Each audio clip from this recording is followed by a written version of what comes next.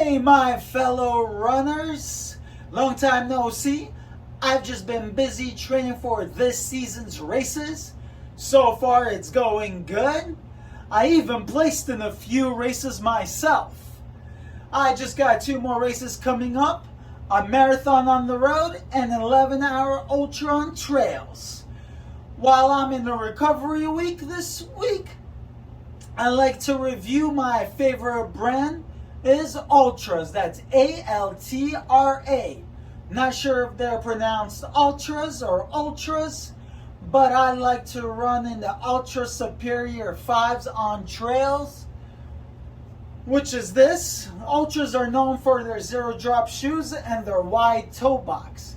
For the trail shoes, I love it, but today I'd like to review 2 road shoes from Ultras. I bought these road shoes because I'm preparing for this marathon that's coming up on the road. My first road marathon was earlier this year, was May 1st, and I actually ran in the Saucony's Peregrine 12s, which is a trail shoe. And I had to retire them right after the marathon because they wore the heck out of those shoes for the trails. Right after that, I bought the Ultra Superior 5s, and I love them. They're actually lighter. They're about 8.5 ounce each, and they're great on trails. So with my experience from the previous road running with the trail shoe, I decided it's like, hey, let me try the Ultras on the road. Well, I bought myself the Rivera Ultras, and I bought the Torin 6 Ultras.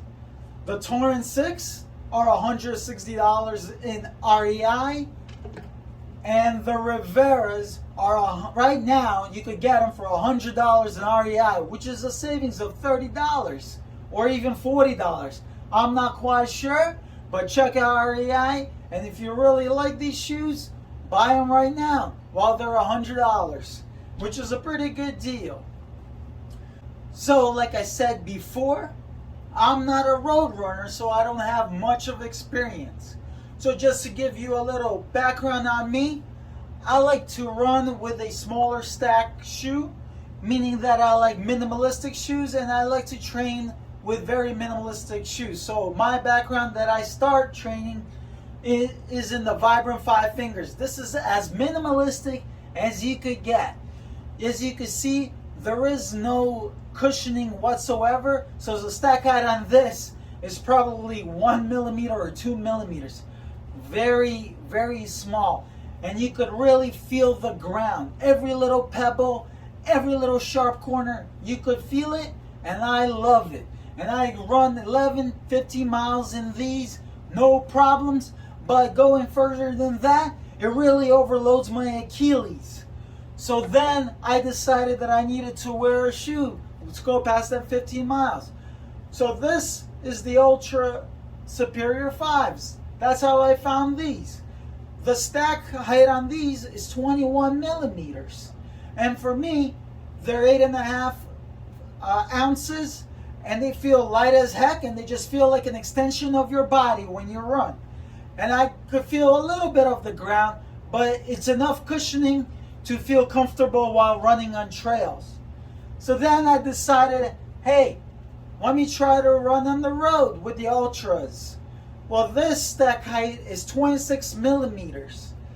So when I ran about 5.5 miles in these, it overextended my hamstring, and I think I was just compensating for the 5 millimeters of stack height.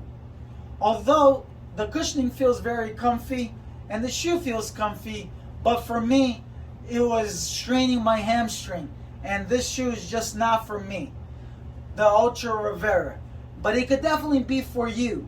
The toe box on this seems a lot narrower than the ones on the Superior 5s. You can see here that the toe box on the Superior 5s seem to be a little bigger than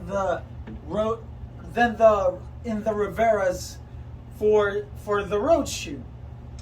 Then you have the the Torin 6 Ultras.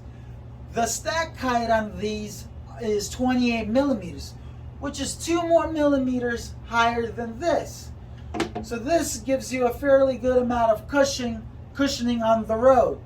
I haven't ran in these. I'm going to return them probably tomorrow, hence why I'm making this video.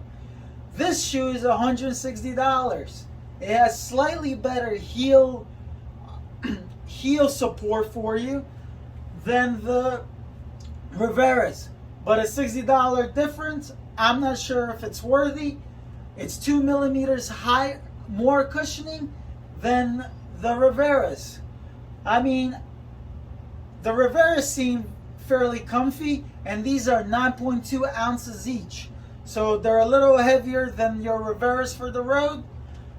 But if you like cushioning and you like 0 millimeter drop, then maybe the Torin 6s are for you. For me, I'm going to try to run the roads with my trail shoe, and they'll probably do well, and I probably won't get injured, and my knees will be fine.